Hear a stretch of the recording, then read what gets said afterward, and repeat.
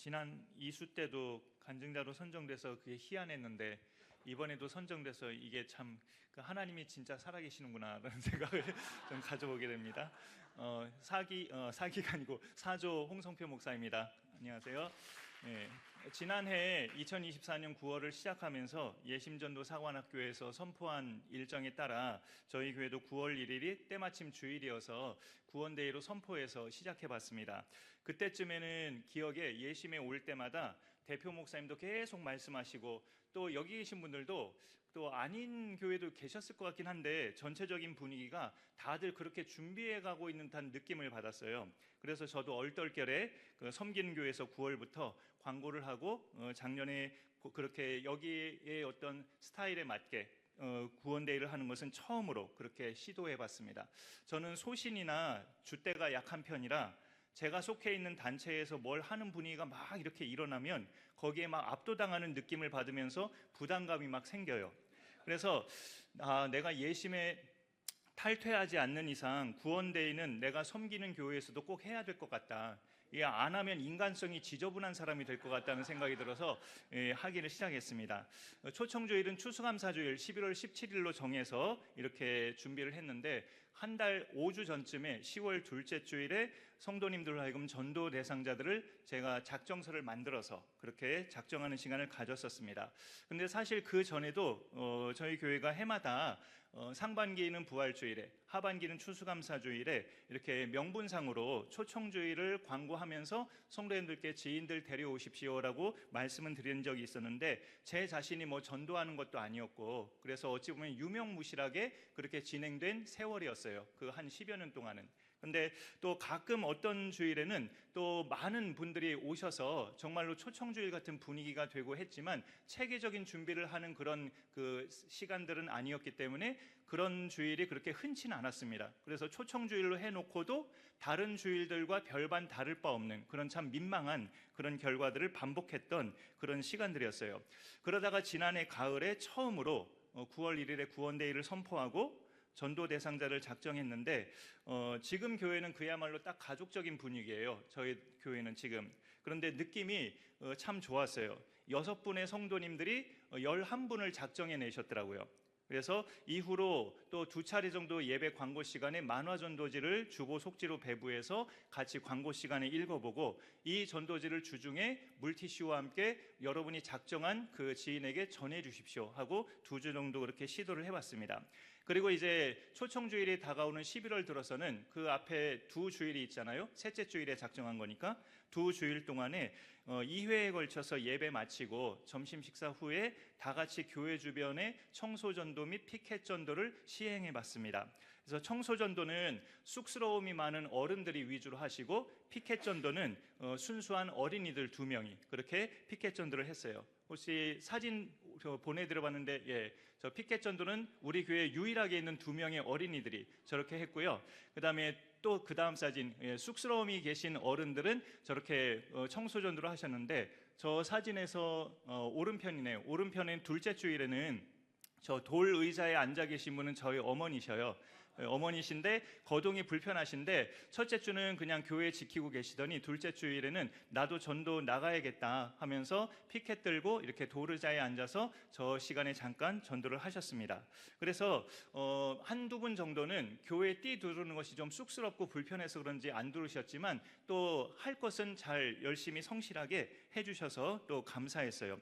저렇게 2주를 마치고 이제 교회로 이제 계단 올라가는 중에 성도님 한 분이 옆에 분에게 이런 말을 하시더라고요. 제가 뒤에서 듣게 됐는데 재밌다 이런 말을 하시는 거예요. 제 마음속에 이 재밌는 것을 그동안 하지 않은 것이 내가 하나님 앞에 단단히 직무유기를 했구나라는 그런 회개감이 막 밀려왔습니다. 그리고 나서 이제 셋째 주일에 구원데이 초청주일을 맞이했는데 그날 처음 오신 분들은 총 6분이었어요. 그리고 기존 성도님을 포함해서 저까지 20명이 예배를 드렸습니다. 네 번째 사진, 저기 있죠. 한 명이 찍어주느라고 지금 19명이 사진 속에 들어있는데 딱 20명이 예배를 드렸어요. 저날 작년 11월 17일인데 저날 기준으로 1년 전에 저희 교회가 폭망했다면 좀 세속적인 표현이고 완전히 싹 다 나가셔서 완전히 주저앉아 버렸었는데 그 후로 20명이 채워진 날이 저 구원데이 전날이었습니다. 예. 저는 별것도 아닌데 이렇게 박수 받아서 예, 감사합니다. 그런데 초대받아 오신 6분 중에 성도님들이 작정서에 이름을 적어내신 분은 4분이 오신 거고 나머지 2분은 작정한 대상이 아니었는데 오신 분이었어요. 그 2분은 저와 기존 성도님들도 예상하지 못했던 2분이었어요.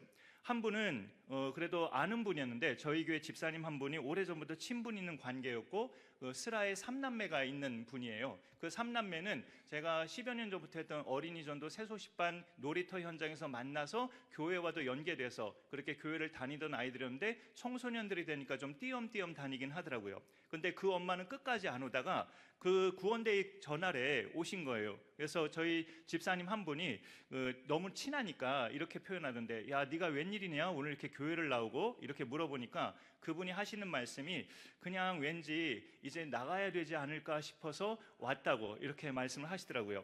그분의 고백도 놀라운데 더 놀라운 것은 그 단체 사진 다시 한번 띄워주실래요?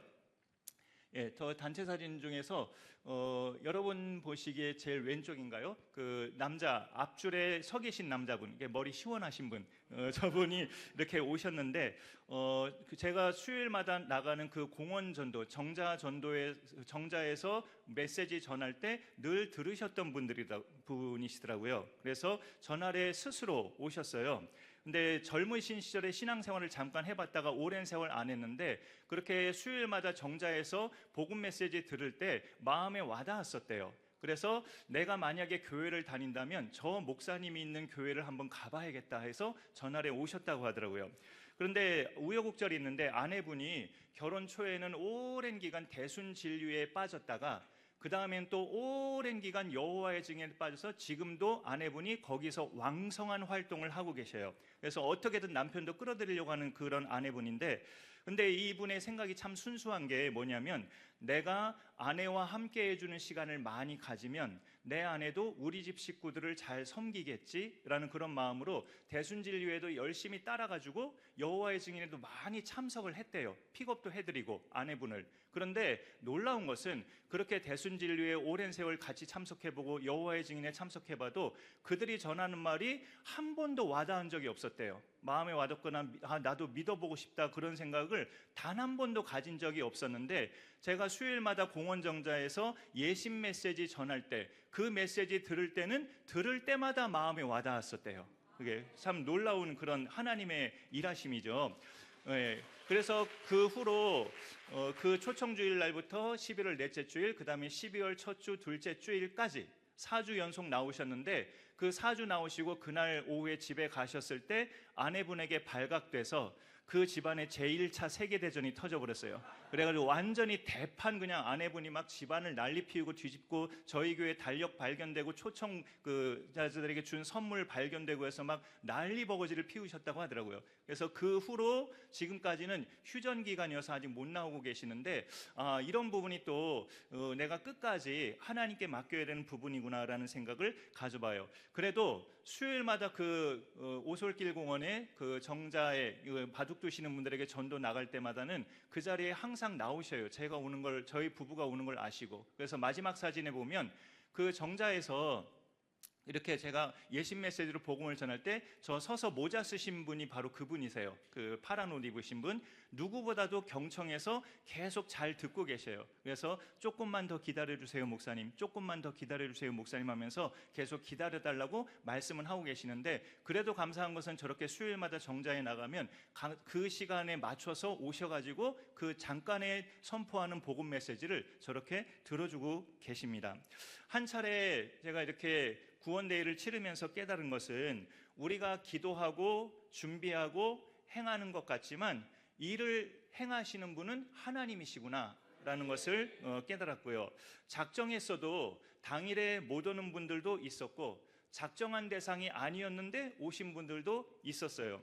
그리고 저분처럼 4주 연속 오셔서 이제는 정착하시겠구나 라고 느껴진 분이 갑작스러운 가정사로 인해 그 후로 계속 지금까지 못 오시는 상황도 있었어요. 이런 것들을 정리해 보면 영혼 구원은 사람이 발버둥 치고 날뛴다고 되는 것이 아니고 하나님께서 하시는 일이구나라는 것을 깨닫습니다. 그런데 성경을 보니까 하나님이 정말 잘하시는 일 중에, 아주 탁월하게 하나님이 잘하시는 일 중에 하나가 부단히 기다리시는 일이더라고요.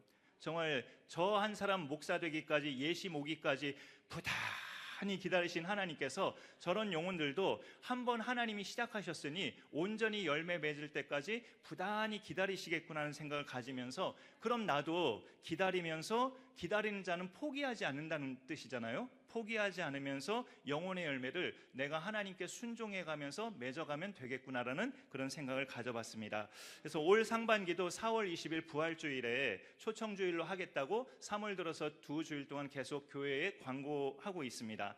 작년에 처음으로 2차례 주일 예배 마치고 그 거리 피켓전도 청소전도를 해봤는데, 올해 들어서는 월 1회씩 규칙적으로 이제 시행을 하고 있는데요. 정말 전도하는 교회들에 비해서는 미미하지만 진짜 전도하는 교회들은 매주일 하시고, 또 어떤 교회들은 매일 성도님들과 나와서 하시고, 그런 교회들도 있는데 그런 거에 비하면 미미하지만 그래도 시작하게 하신 하나님께 감사드리면서 계속적으로 하나님께서 역사하심을 기대하고 있습니다. 감사합니다. 예.